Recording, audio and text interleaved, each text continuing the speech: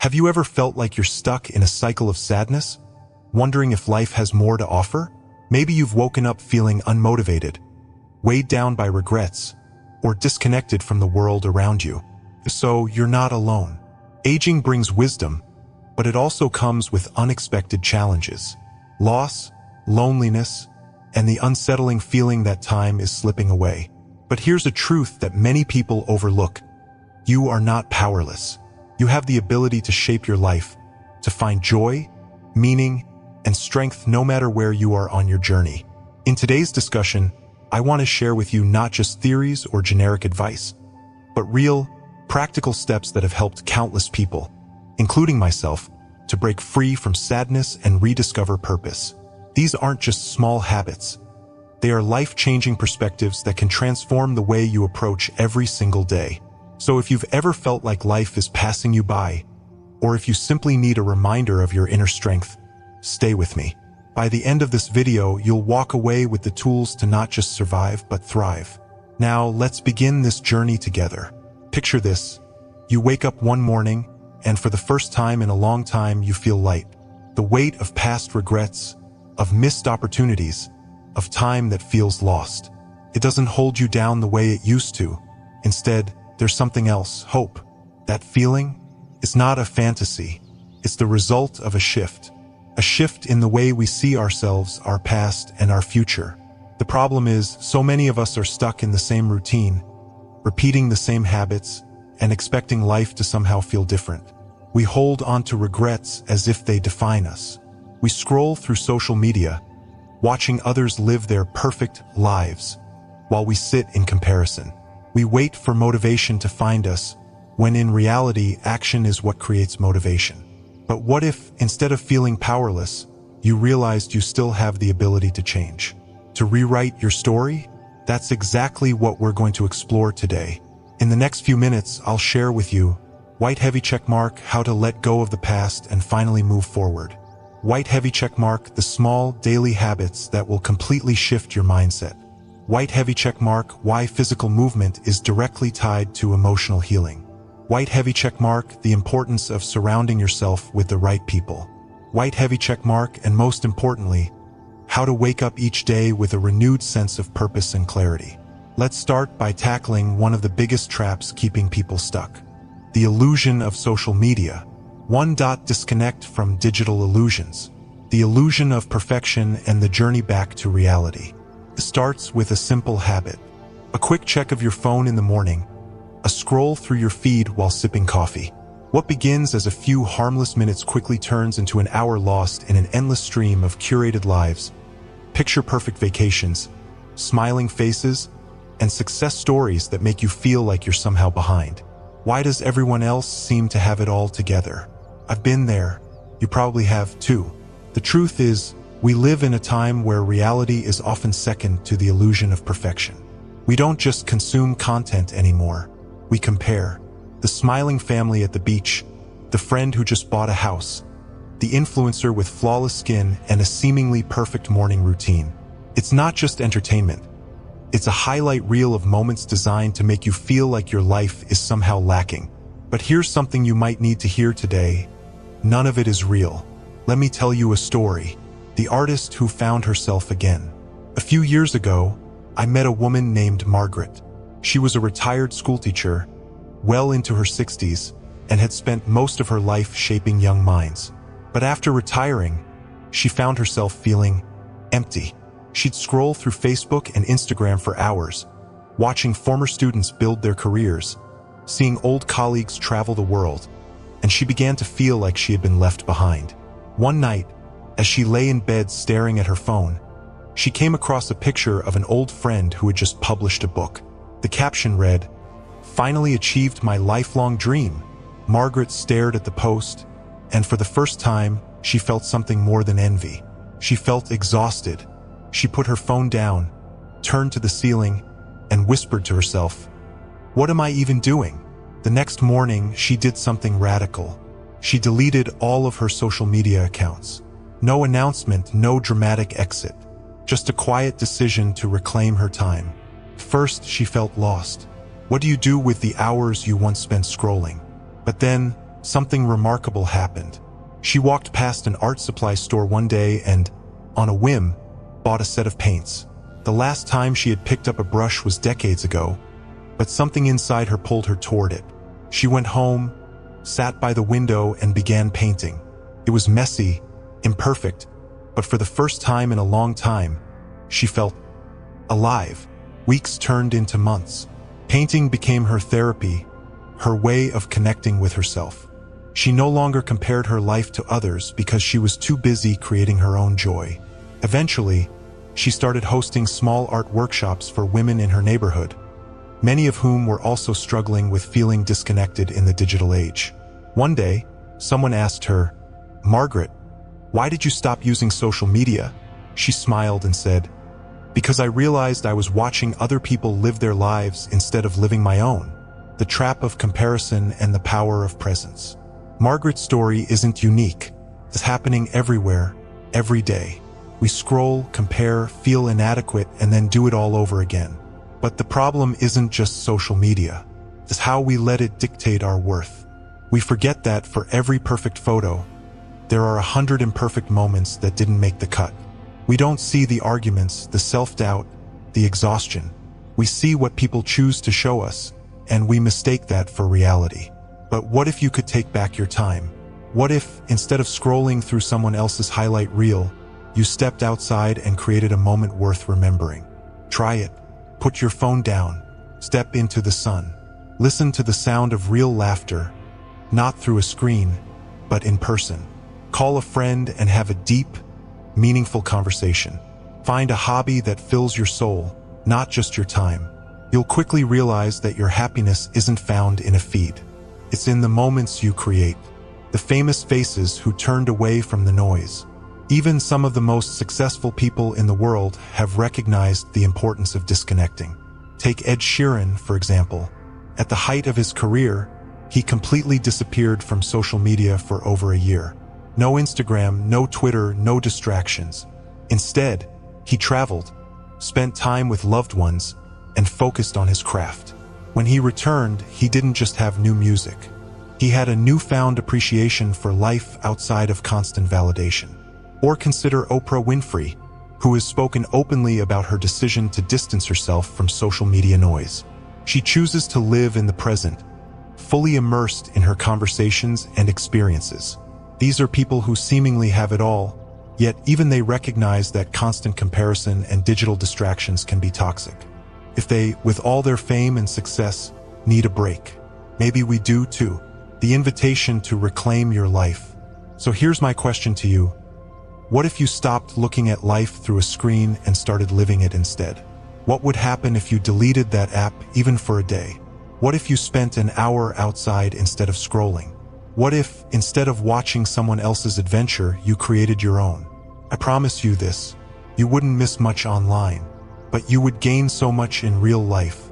The world is waiting for you. Step into it. A challenge for you. I want you to try something today. Just for a few hours, disconnect.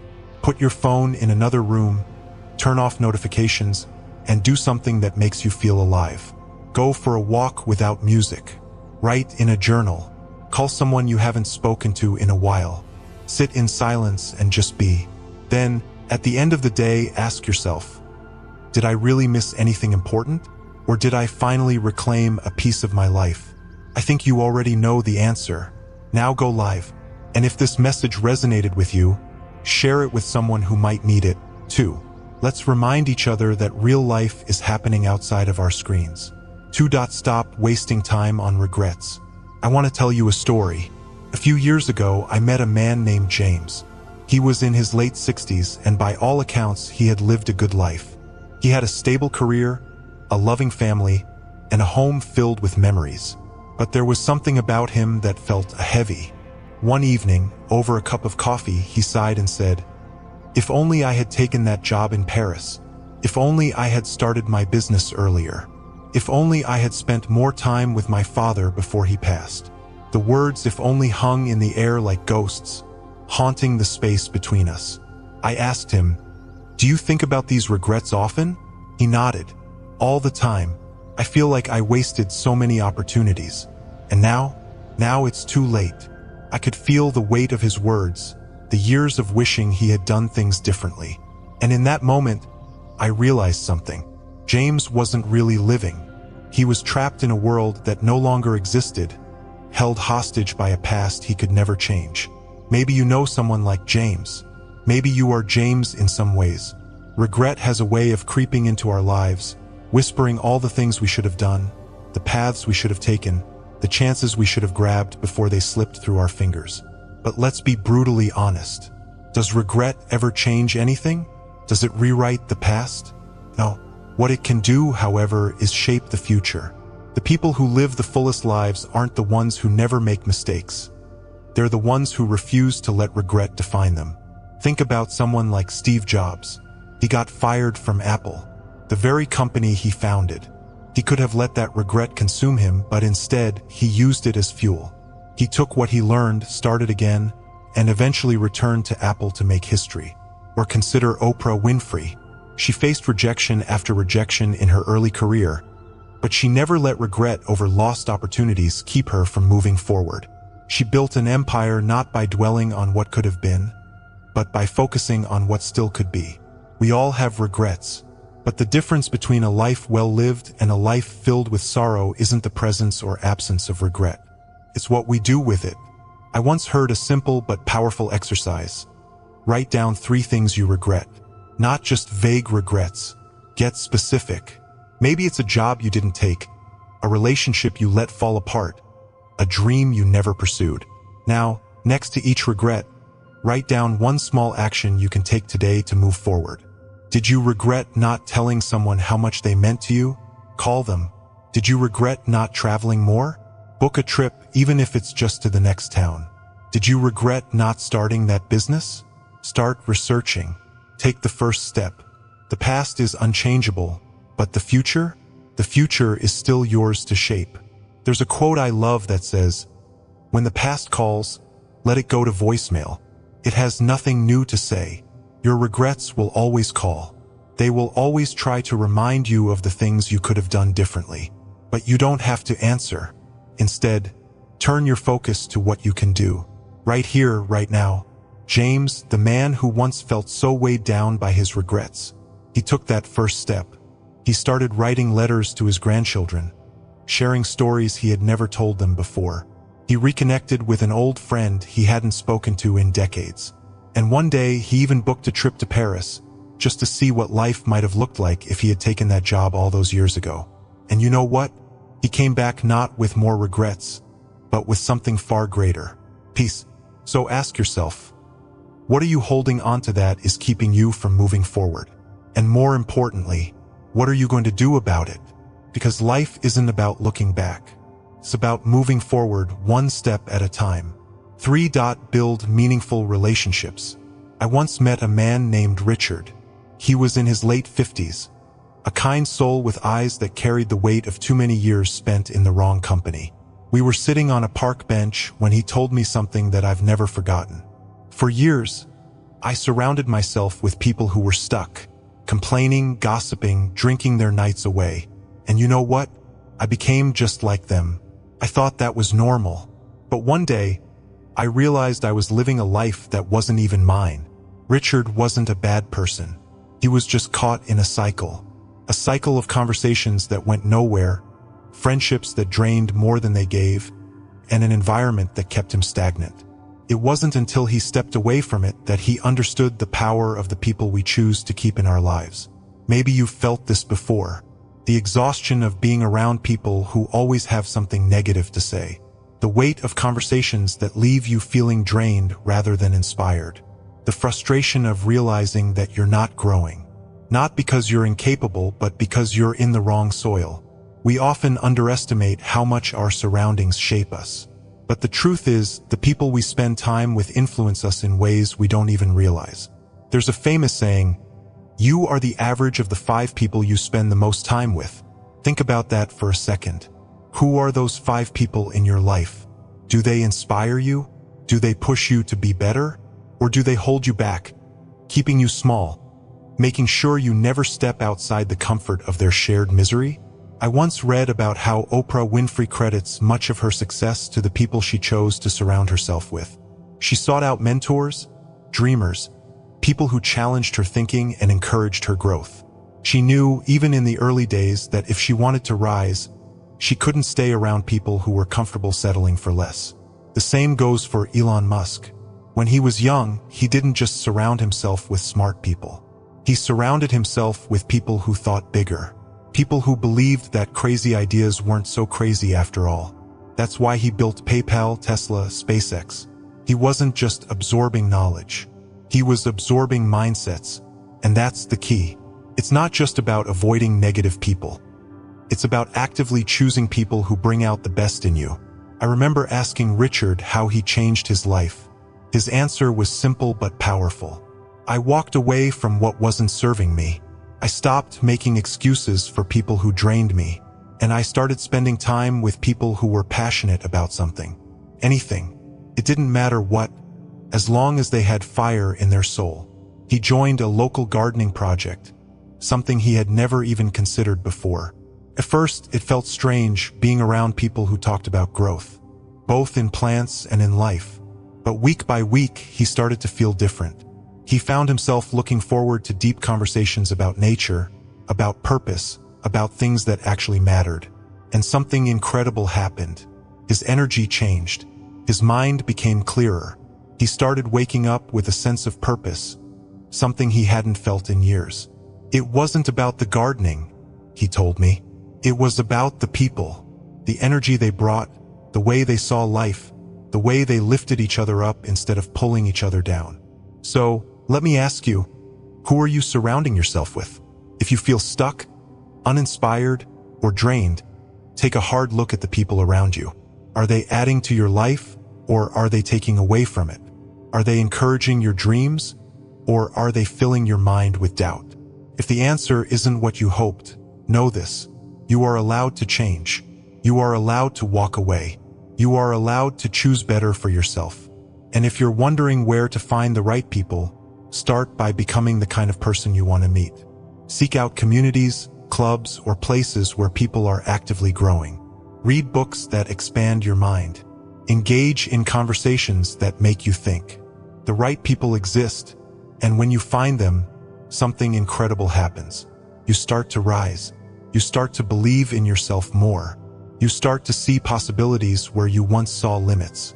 Just like Richard, you will realize that you don't have to stay where you are. You can step into a life filled with people who uplift, inspire, and ignite something within you that you thought was long gone. The right people will help you grow. Choose wisely. Keep learning and growing. I remember the first time I saw my grandfather reading a book that had nothing to do with his career. He was in his 70s by then, long retired from his job as an engineer, and yet there he was, poring over a book about astronomy as if he were preparing to launch a rocket himself. I asked him why he was so fascinated by something that had nothing to do with his past work.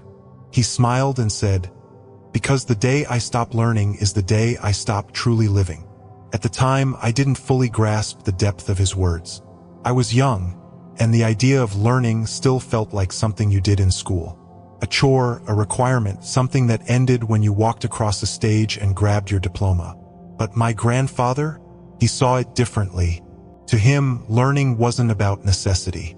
It was about curiosity, about staying alive in a world that was constantly changing.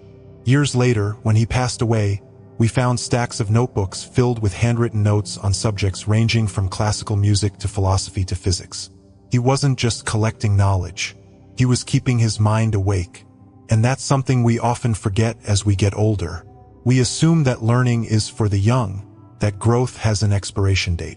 We tell ourselves it's too late to start something new, that we're set in our ways, that our brains aren't as sharp as they used to be. But that's just a lie we tell ourselves to avoid discomfort. Think about someone like Leonardo da Vinci. He wasn't just a painter. He was an architect, a scientist, an engineer, a writer. He never stopped exploring, never stopped questioning, never settled for knowing just enough. Or take someone like Warren Buffett, who, even in his 90s, still dedicates 80% of his day to reading and learning. He doesn't have to.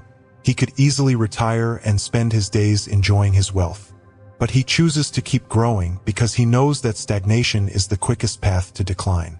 And then there's J.K. Rowling, who didn't even publish her first book until she was in her 30s.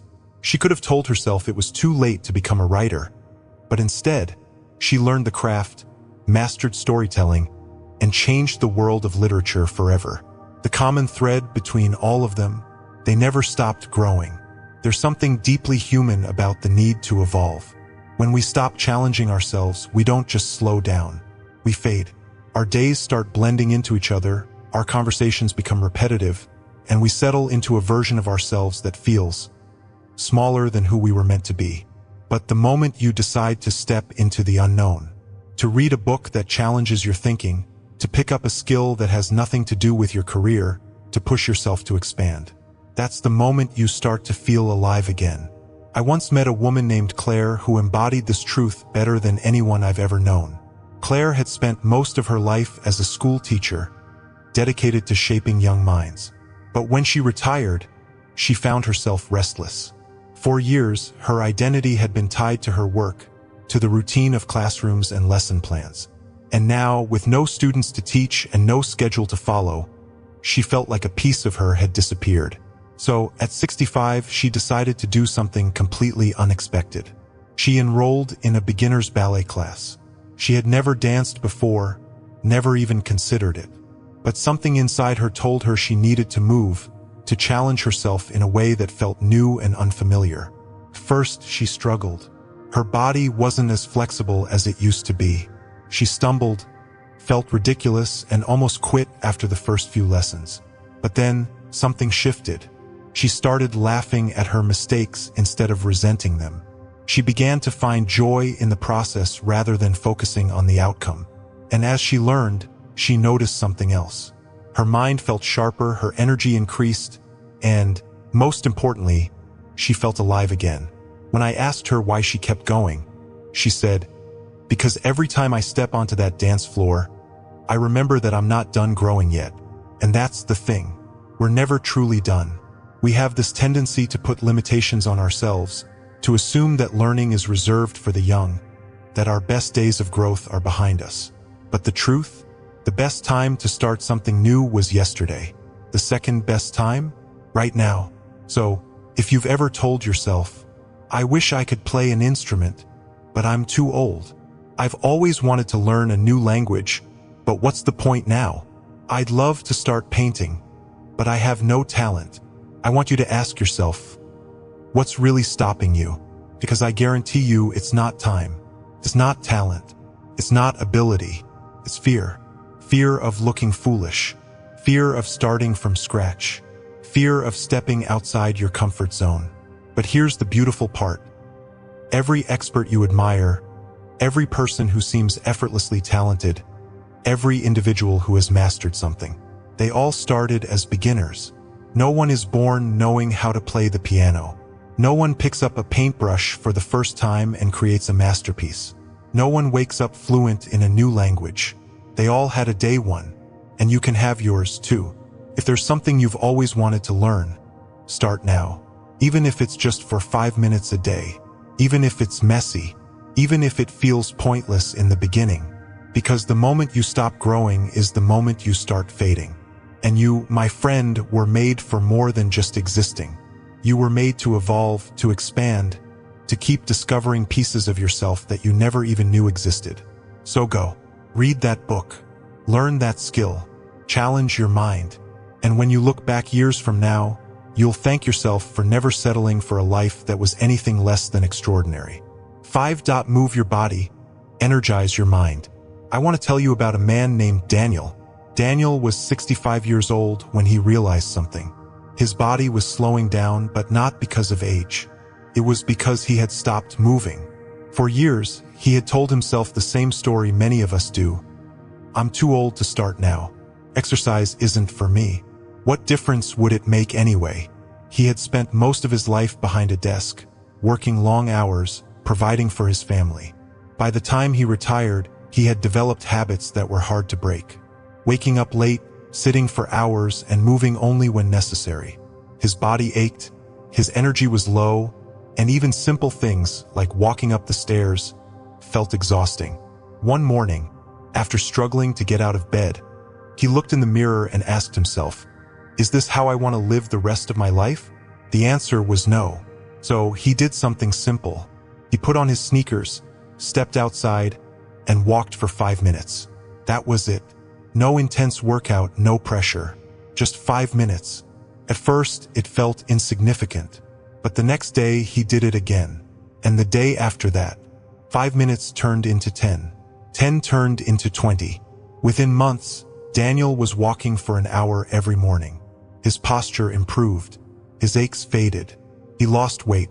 But most importantly, something inside him changed. He felt alive again. One day, he told me, "I always thought exercise was about looking good, but now I realize it's about feeling good.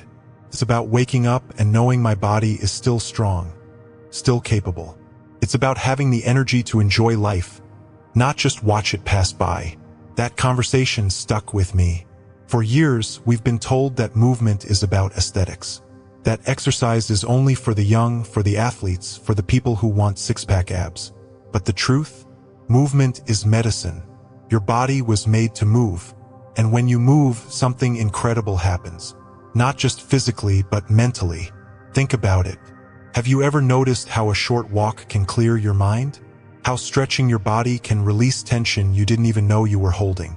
How dancing, even if you're terrible at it, can lift your mood? There's a reason for that. Science has proven time and time again that movement is directly linked to mental health. Exercise releases endorphins, the feel-good hormones that naturally combat stress and anxiety. It improves blood circulation, increases oxygen flow to the brain, and even helps prevent cognitive decline as we age. But beyond the science, there's something deeply human about movement. Look at children. They run, they jump, they dance with no hesitation. They move because it feels good.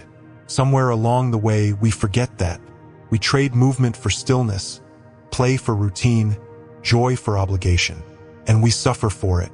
I once read about a woman named Julia who rediscovered movement at 70. After decades of believing that exercise wasn't for her, she signed up for a beginner's yoga class. First, she struggled. Her body felt stiff, resistant, but she kept going. Within weeks, she noticed changes, not just in flexibility, but in how she felt. She stood taller, she breathed deeper, and for the first time in years, she felt connected to herself again. She told me something beautiful. "I used to think my body was working against me. Now I realize it was just waiting for me to listen." That's the thing. Your body isn't your enemy.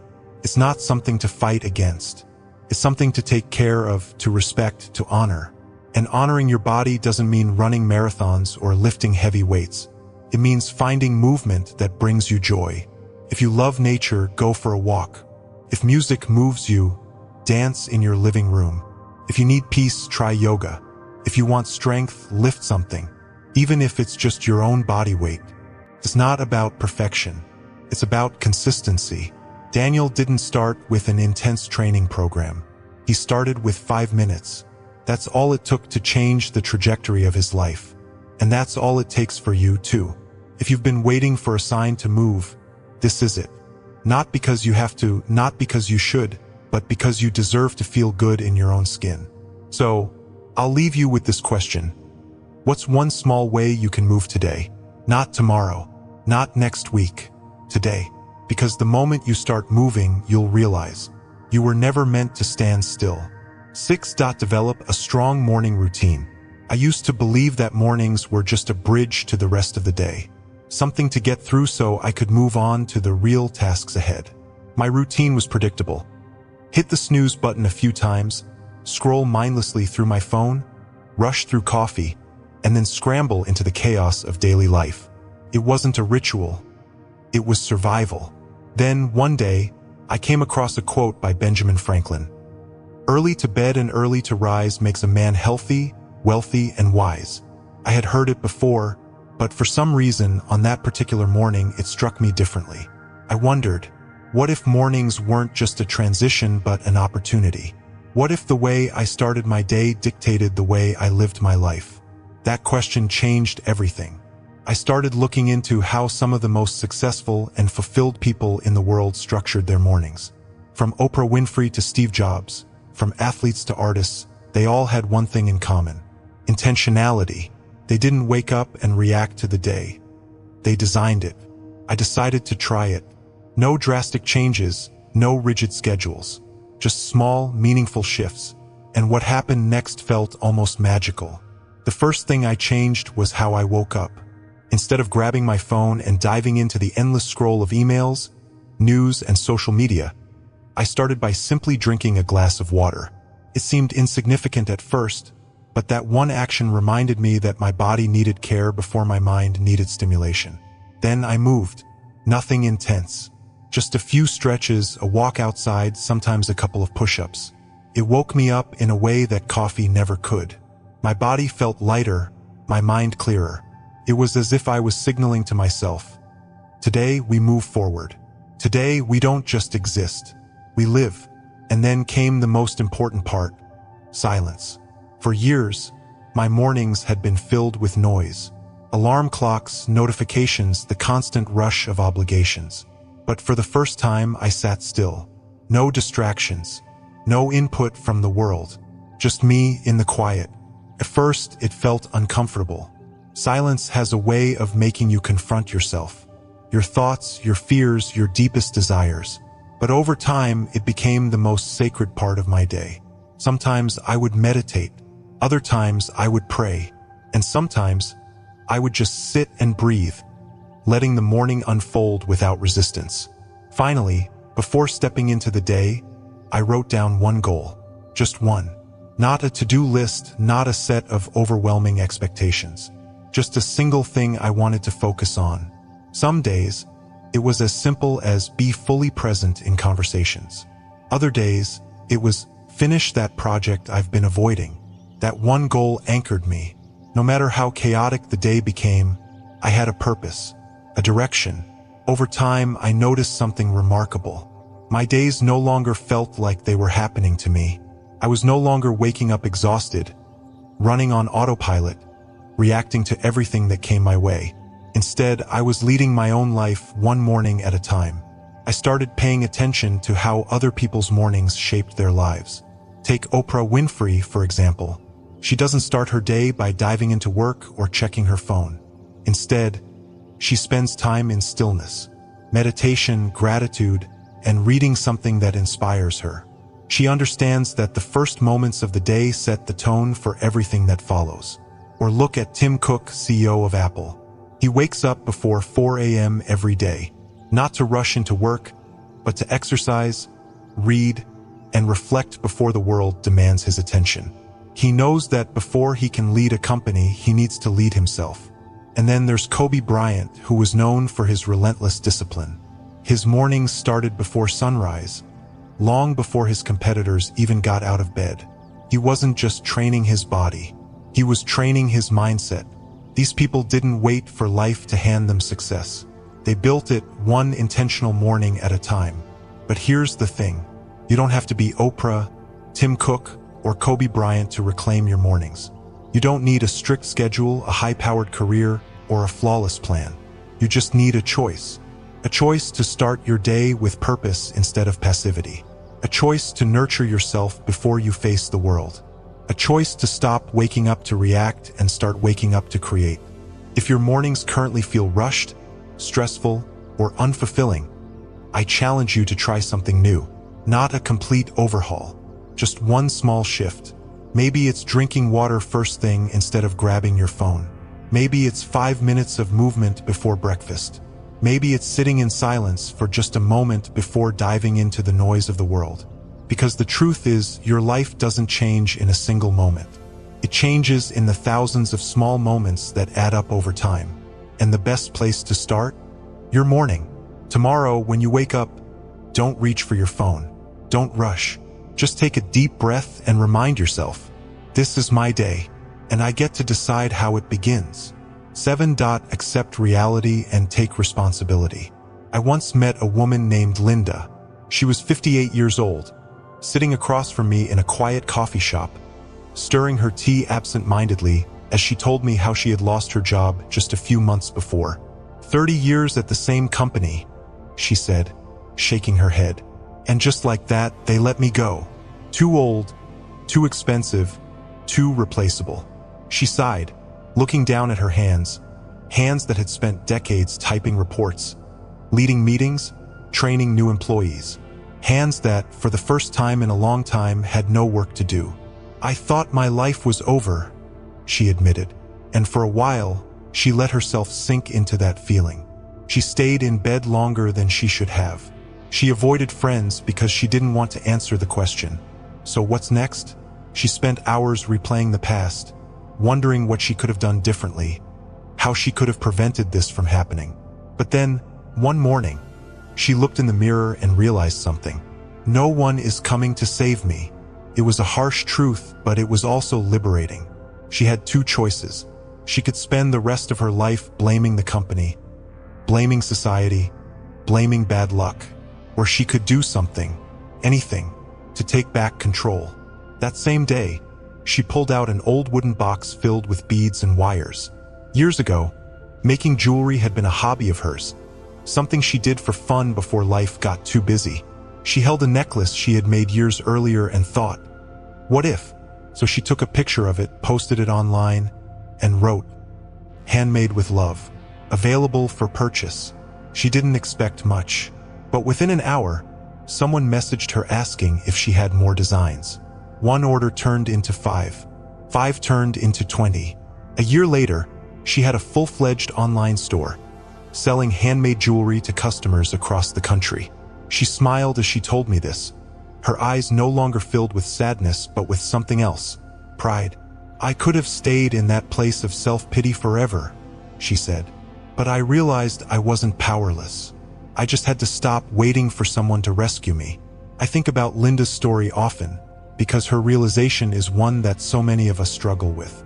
We spend so much time waiting for the right moment, for someone to recognize our potential, for life to suddenly become easier. But here's the truth. No one is coming to save you. First, that might sound harsh, but if you really sit with it, you'll realize that it's not a curse. It's a gift, because if no one is coming to save you, then that means you are in charge. You get to decide. You get to take action. You get to write the next chapter of your life instead of waiting for someone else to do it for you. It's easy to blame circumstances. It's easy to complain about unfairness. But at the end of the day, blame doesn't change anything. Action does. Think about someone like Oprah Winfrey.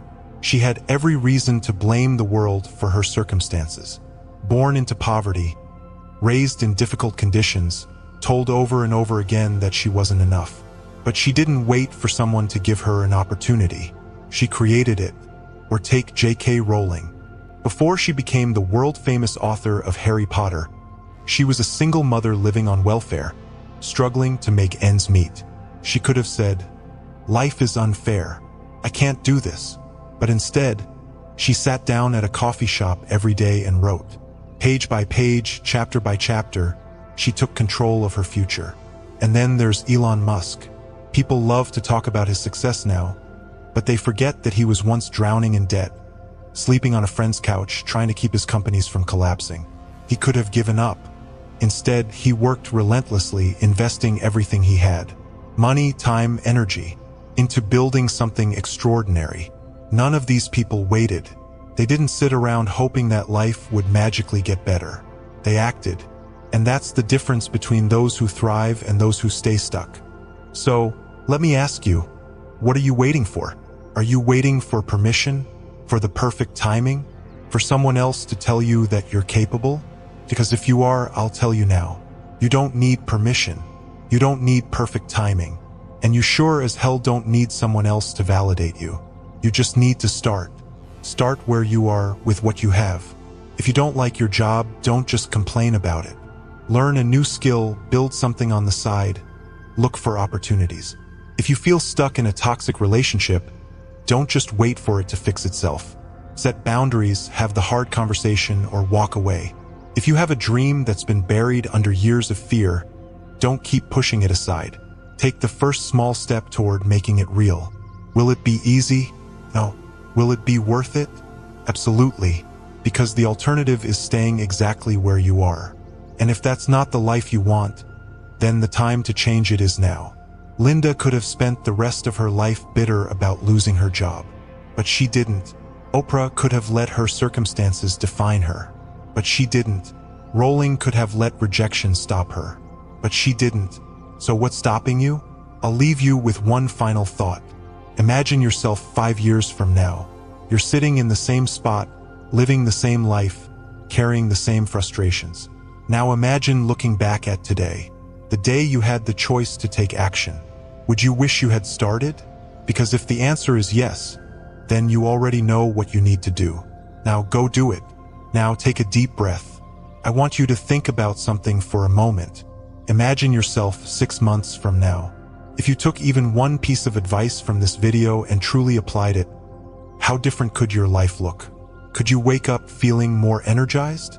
Could you find yourself more at peace, less worried about the past, and more excited about what's ahead? Could you finally let go of the weight that's been holding you back? Because the truth is, no matter how old you are, no matter what has happened in your past, you still have time, you still have choices, you still have the power to wake up tomorrow and decide to make a change. And I know it's not always easy. I know that some days will be harder than others. But if there's one thing I want you to take away from this, it's this. Your happiness is not found in waiting. It's found in what you do today. So let's take action. Pick one small thing. Maybe it's turning off your phone for a few hours. Maybe it's going for a short walk. Maybe it's reaching out to an old friend. Whatever it is, do it today. And if this message resonated with you, if you're ready to take back control of your life, let's keep this conversation going. Drop a comment below and tell me. I'd love to hear your thoughts.